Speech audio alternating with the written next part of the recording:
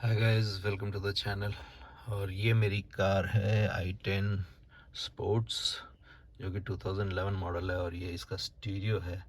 तो जब से मैंने अपनी बाइक में कार प्ले डिवाइस इंस्टॉल किया तब से मैं अपनी कार का भी स्टीरियो सिस्टम चेंज करने की सोच रहा था। मैं सोच रहा था कार प्ले अगर इसमें भी आ जाए तो कितना अच्छा रहेगा। उसके लिए हमने ये ऑर्डर किया था डीन का इंफोटेनमेंट सिस्टम, जिसमें कार प्ले है।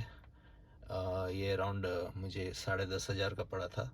और उसके साथ में ये आता है कार का फ्रेम, जो कार स्पेसिफिक रहता है। तो आपको जब ऑर्डर करना है तो अपने कार का मॉडल एंटर करना है। और ये बैक कैमरा, तो ये तीन चीज़ें आई हैं। उसके साथ में ये 9 इंच का जो इंफोटेनमेंट सिस्टम है, ये आप देख सकते हैं। इसके अंदर आपको एक वारंटी सर्टिफिकेट मिलता है, एक स्क्रीन गार्ड मिल जाता है। और फिर फाइनली जो डिवाइस है वो है इसके अंदर 9 इंच का। और फिर केबल्स आते हैं।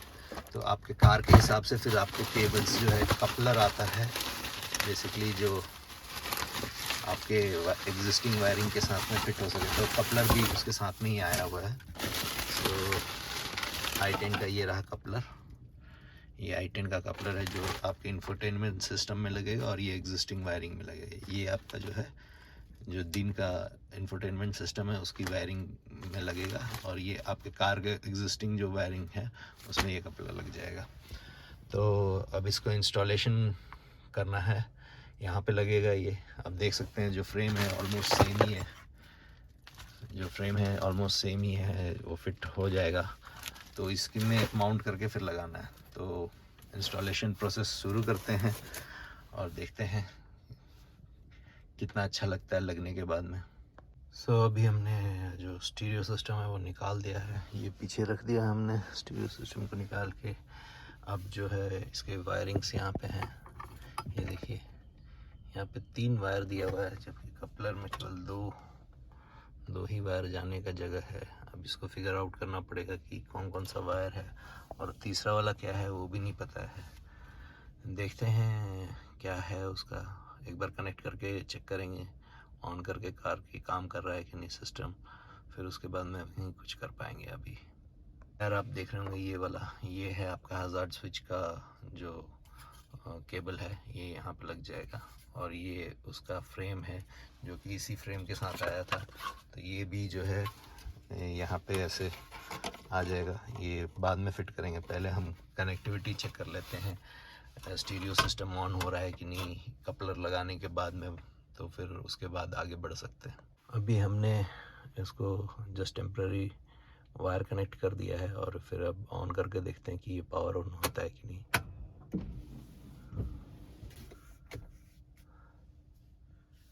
पावर ऑन हो गया है, तो मतलब इससे काम चलेगा।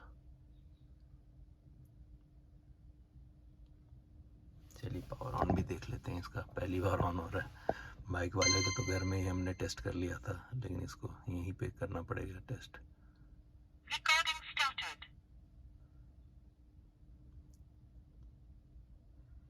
एंड्रॉयड है, Android starting, it is showing Android starting.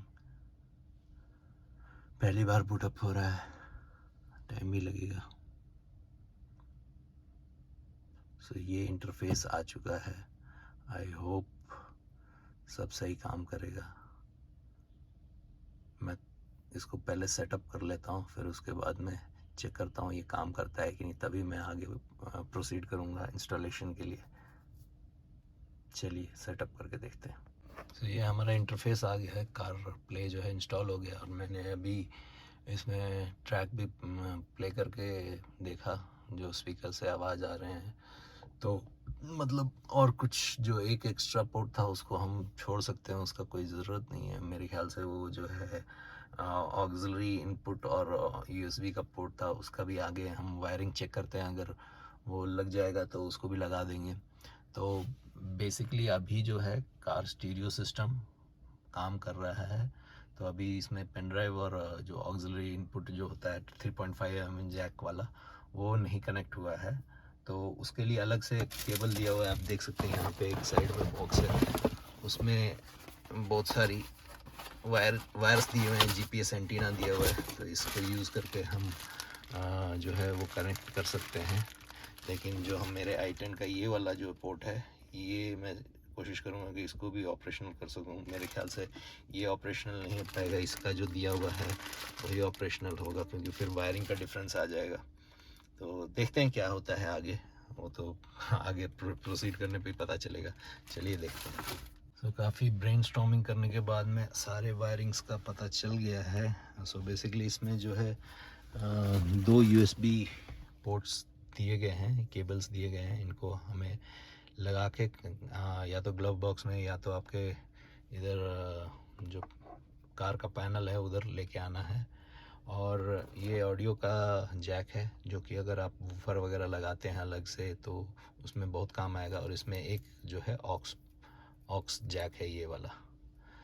तो इतना पता चल गया कि ये वाला मेरा काम करने वाला नहीं है, क्योंकि इसका जो वायरिंग का एडाप्टर था वो ये है। अभी इस एडाप्टर को चेंज करना पड़ेगा, या तो इसको कट करके किसी इलेक्ट्रिशियन से सही वायरिंग कराना पड़ेगा इस वाले में, इन दोनों के लिए, USB और ऑडियो के लिए। तो वो मैं अभी पेंडिंग छोड़ देता हूँ। बाकी वायरिंग्स का पता चल गया है। जो ये जैसे GPS एंटीना, इसको फिट करना है, इंस्टॉलेशन करना है, तो ये उस तरफ होगा। तो ये वाला पैनल खुलेगा, जैसे हमने डैश कैम लगाया था तब खोला था। तो ये सब हम कनेक्शन जो है स्टीरियो में देने के बाद में इसके वायर को इधर रख के फिर उसके बाद में स्टीरियो पहले सेटअप कर लेते हैं। फ्रेम के अंदर स्टीरियो को माउंट कर लेते हैं, स्क्रू लगा देते हैं, पूरा सेट करके स्टीरियो को इस फ्रेम के अंदर घुसा देंगे। फिर उसके बाद में बाकी जो एसेसरीज़ की वायरिंग है, जैसे कि ये GPS एंटीना हो गया और एक माइक्रोफोन भी दिया गया है आपको कॉल्स अटेंड करने के लिए, तो वो इन दोनों का जो है एक इंस्टॉलेशन बच जाएगा। और बैक कैमरे का, तो मेरे में ऑलरेडी बैक कैमरा है, जो कि मैंने एक आफ्टर मार्केट जो ब्लूटूथ सिस्टम है उससे लिया था, उसमें बैक कैमरा सपोर्ट था। तो देखते हैं, अगर उस कैमरे को ही अटैच कर देंगे तो ये मैं स्पेयर रख लूँगा, बाद में काम आएगा। कभी टूट गया या ख़राब हो गया बैक कैमरा तो उसको यूज़ कर लेंगे। वो बैक कैमरा भी बहुत अच्छा है। तो देखते हैं, अगर उसमें ये सिस्टम है वो ऐसे ही लग जाता है तो कोई प्रॉब्लम नहीं, तो इसको निकाल के फिर उसको एज ए बैकअप रखेंगे। चलिए देखते हैं आगे का इंस्टॉलेशन करते हैं। गाइस फाइनली जो है कपलर लग गया और पूरी सेटिंग हो गई। ये है इंटरफेस, आप देख सकते हैं कार प्ले इंस्टॉल्ड है। और यहाँ पे इसका GPS एंटीना, जो मेरा पुराना रिवर्स कैमरा था वही इसमें यूज़ कर रहा हूँ। नया वाला जो रिवर्स कैमरा वो रख दिया है, बाद में बैकअप के लिए यूज़ करने वाला।